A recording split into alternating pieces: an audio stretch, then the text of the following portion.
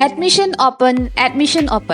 Winner Maheisang, KEISHAMPAT HODAM LEIRAK MACHIN opposite KEISHAMPAT oil pump. Cbse, Bosem amadi COSEM na lauba class 9 amadi 10 gi science, maths, social science, English amasung Manipuri Hindi foundation course class 11 amadi 12 ki oina physics, chemistry, biology, English amasung maths ki foundation course sing hogjaragani. Course sing asigidamak highly qualified and experienced teachers, complete course with materials, performance analysis, regular mock tests, extra classes for more clarification, counseling classes na chingba sing asini. Home tutor ama defense service ki khudong chabasu leizagani. Class 9 and 10 Bosem gi oina 1st of March 2023.